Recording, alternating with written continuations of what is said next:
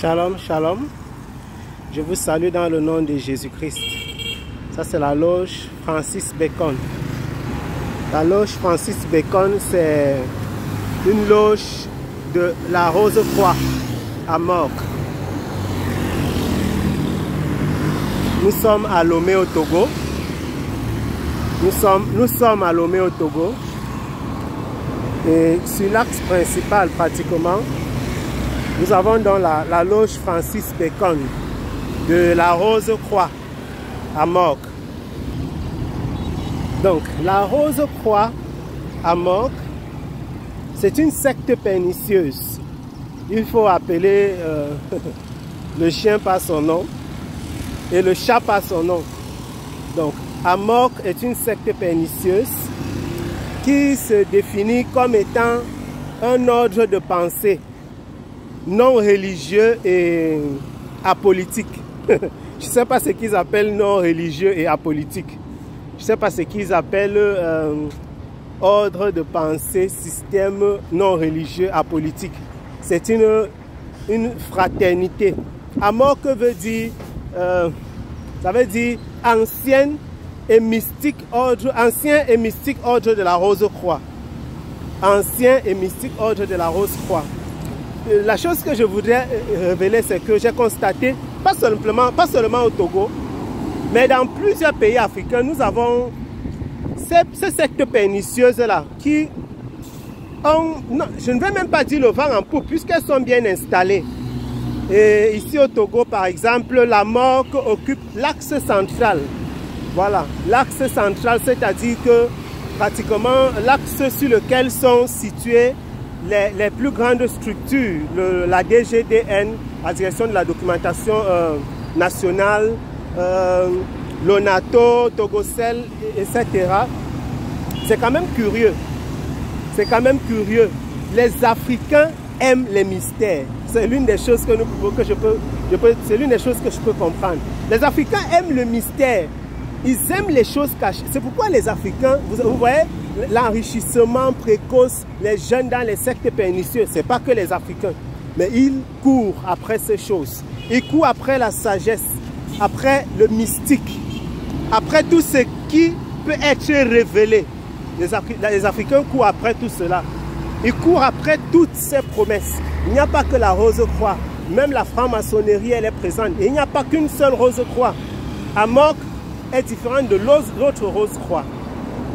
Donc ça, c'est l'ancien et mystique ordre de la Rose-Croix. C'est une secte qui serait née en Allemagne.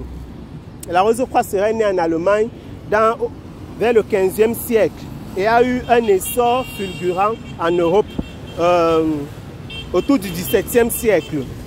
Donc, c'est un ordre qui a pour objectif d'enseigner aux hommes la sagesse, une nouvelle sagesse, une sagesse révélée. Et donc, lorsque la Rose-Croix a été créée, fondée, elle aurait été créée par certains médecins en Allemagne. Ils avaient dit qu'ils ont reçu la révélation d'une nouvelle forme, d'une nouvelle sagesse qu'ils voudraient partager avec les hommes. Quelle est cette sagesse qu'ils voudraient partager avec les hommes? La parole de notre Seigneur déclare que Satan est venu pour égorger, tuer et détruire. Satan est venu pour égorger, tuer et détruire. Quelle est la sagesse que les sectes pernicieuses peuvent partager? Quelle est la sagesse que la Rose-Croix peut apporter, que la franc-maçonnerie peut apporter? Quelle est la sagesse que Ekankar et autres peuvent apporter? Aucune. Aucune. J'ai vu également ici au Togo Ekankar, qui est une autre secte pernicieuse qui enseigne des choses terribles, hein, des enseignements tels que voilà, l'avortement fait partie du social, ça fait partie du choix d'une personne. Ça n'a aucun impact, aucun retentissement sur l'âme de quelqu'un et sur son salut. C'est terrible. Et ces sectes pernicieuses se développent terriblement en Afrique. L'une des choses que j'ai constatées également, c'est que en Afrique, Les sectes pernicieuses, contrairement à ce que j'ai pu voir, je peux me tromper, mais l'une des choses que je constate, c'est que ces sectes pernicieuses, qui pour certaines sont interdites dans certains pays européens, exercent librement en Afrique. Certaines sectes pernicieuses qui ont été classées véritablement dans le registre des sectes dans certains pays européens ont une autorisation d'exercer en Afrique sans souci particulier. Sans souci particulier. Allez chercher pourquoi, allez comprendre pourquoi. Parce que évidemment, il y aura une connivence avec les gouvernants. Il y aura une connivence avec les gouvernants. Certainement, plusieurs de ces gouvernants sont dans ces sectes. Vous verrez difficilement Rose-Croix. Bien sûr, ça existe. Je ne dis pas que ça n'existe pas. Mais je veux dire, vous verrez rarement des effigies des sectes. Même les sectes qui sont autorisées. Vous verrez difficilement ou rarement les effigies en Europe. Je dis même des sectes qui fonctionnent normalement avec autorisation.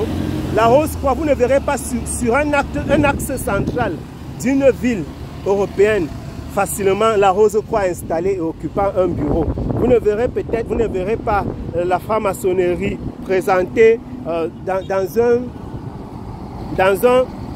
sur l'axe central d'une grande rue.